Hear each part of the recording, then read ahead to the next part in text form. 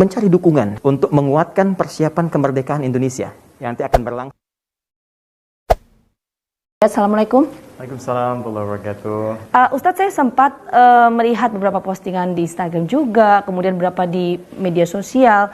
Ustadz ini concern sekali terhadap isu konflik Israel dan Palestina.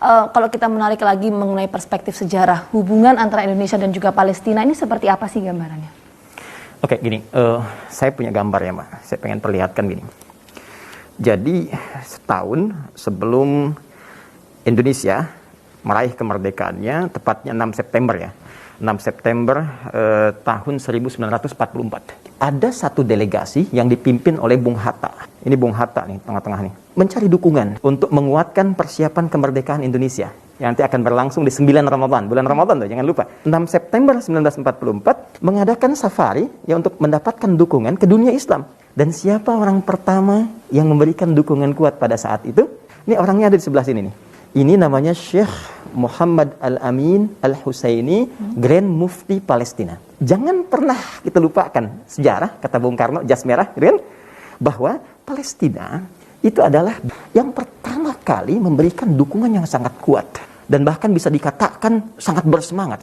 Dan puncaknya, 7 tahun setelah kita merdeka, di awal masa kemerdekaan, masih banyak ujian, ada agresi, ada macam-macam. Saya ingin tunjukkan pada Anda gambar yang kedua. Ini tahun 1952. Kalau kita kenal, ini luar biasa nih. Diplomat terbaik Indonesia bagi dunia Muslim, saya katakan duta Indonesia. Ya, ini dunia Islam, beliau adalah Dr. Muhammad Nasir. Ini Syekh Muhammad Al-Amin. Kembali beliau hadir berpartisipasi untuk memberikan dukungan. Itu yang dilakukan bangsa Palestina. Di awal kita berusaha keras mendapatkan kemerdekaan. Sebegitu besar peran dari Palestina ya, Ustadz, sangat ya? Besar. Nah, ini seperti apa komitmen yang harus dilakukan oleh Indonesia khususnya, Ustadz, ya? Kita tahu memang sejumlah negara, bahkan Indonesia sudah melakukan kecaman terhadap agresi militer. Pertama kita menghormati, ya, dan kita juga bersyukur bahwa Indonesia dari sejak Presiden pertama Bung Karno, kemudian Pak Harto, kan, sampai sekarang ke Pak Jokowi, tetap masih punya satu sikap yang serupa sebagai amanat konstitusi, tidak membangun hubungan diplomasi ya dengan Israel. Kalau tidak ada diplomasi dan tidak ada pengakuan ya akan negara Israel ini dalam konteks diplomasi, walaupun mungkin ada hal-hal lain yang secara teknis juga itu bisa dikritisi ya, tapi di sisi ini sudah muncul karena begini. Ini kan ada aspek geopolitik juga. Anda buka channel misalnya JBS, Jewish Broadcasting Service. Coba lihat 9 tahun lalu, waktu Joe Biden yang presiden Amerika sekarang, ya, dia diwawancara ketika tiba di Israel. Judulnya Joe Biden on Israel. Anda buka wawancaranya, yang kurang lebih 9 menit itu masuk ke menit 2 menit 7 detik sampai 2 menit 15 detik. Itu beliau mengatakan dengan sangat jelas sekali, ya, crystal clear. Apa yang beliau katakan? Israel is greatest state that America has in Middle East. Ini Israel ini negara proksi Amerika satu-satunya yang terkuat yang harus ada di lingkungan Timur Tengah. Kalau kita kebawa ke nuansa geopolitik, sedangkan di backup oleh adik kuasa, makanya sekarang terus diveto, maka negara pun pemerintah kita mesti cantik ya, dalam memainkan dukungan. Ustadz, tadi menarik kalau Anda mengatakan ada beberapa faktor tadi ya. Apakah kemudian bisa dikatakan bahwa faktor-faktor tadi Anda sebutkan misalnya geopolitik, ada kemudian beberapa faktor lain di luar yang konflik yang kita ketahui saat ini? Apakah kemudian ini yang menjadi hambatan? Mungkin bisa dikatakan seperti itu, konflik antara Israel dan juga Palestina seolah tidak berujung, Ustaz. Ya, biarkan kita bawa dulu kepada suasana pemahaman dari orang-orang Yahudi, karena ini akarnya. Kalau kita dari sudut pandang agama, ini tidak akan mudah. Tidak akan mudah. Jadi bukan sekali dua kali akan selesai, tapi terus terjadi sampai titik yang tertentu. Apa penyebab paling utamanya? Sederhana. Karena Yahudi itu dia punya satu keyakinan rasial yang diwariskan, dalam tanda petik ya, yang diwariskan dari generasi ke generasi setelahnya, bahwa yang pertama, dia itu superior, harus terus berada di atas. Yaitu yang diisyaratkan di Quran surah kedua Al-Baqarah, kalau kita sebagai muslim, ayat 120. Kata Allah, orang Yahudi itu, dia tidak akan ridho, nggak akan mau. Dia pakai lan ya, di bahasa Inggris itu never, artinya never.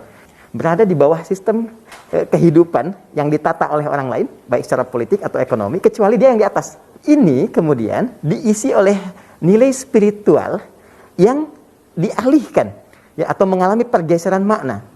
Ini bahasa halus dari penyelewengan gitu kan, yang dituliskan oleh orang-orang sepeninggal Musa.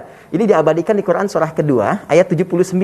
Maka celaka ini, dan celaka ini bisa menyebabkan orang lain celaka juga. Ini kata Al-Quran nih. Apa itu? Dia merubah isi ajaran Musa yang sesungguhnya mengajarkan kedamaian, ketentraman, kebaikan pada kepentingan sepihak yang kemudian akan tawariskan. Makanya kenapa Al-Quran turun nanti memberikan statement untuk meluruskan statement-statement yang keliru ini. Ini yang paling dahsyat. Sepeninggal Nabi Musa kemudian terus berjalan sampai nanti muncul keturunan-keturunan, ya, dari keturunan ini melahirkan yang paling populer saja Nabi Yakub, ya. Ini bapak Bani Israel, ya, makanya disebut dengan beliau Israel, hamba Allah yang sangat taat. Nanti punya 12 keturunan. Dari 12 keturunan ini bercabang.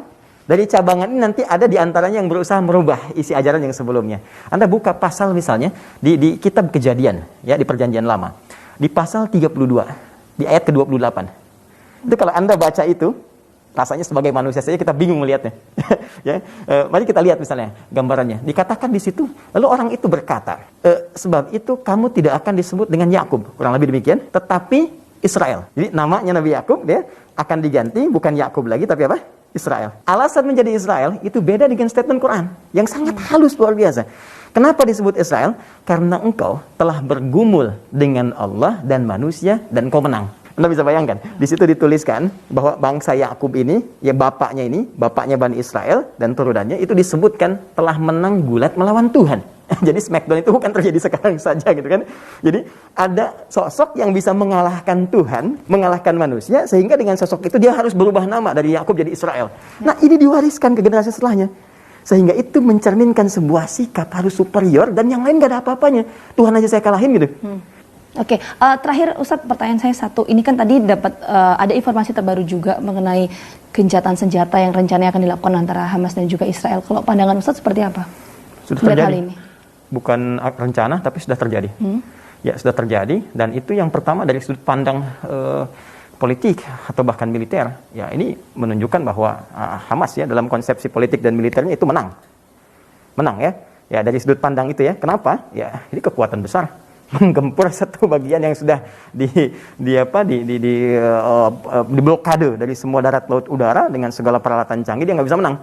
Dan setidaknya kita belajar di sini satu hikmah yang terbesar, bahwa sifat tamak itu dalam apapun dan sifat merasa yang paling tinggi dalam kehidupan tidak akan menghadirkan apapun selain kehancuran, kerusakan, dan kegelisahan. Dan sebab itulah ketamakan, kesombongan, keangkuhan diharamkan oleh Allah, dan karena itulah kemudian jin yang sangat taat berubah menjadi iblis dan terusir rahmat Allah Subhanahu wa taala. Itu yang dimaksudkan di dalam Al-Qur'an. Baik, terima kasih Ustadz Adi Hidayat atas waktunya.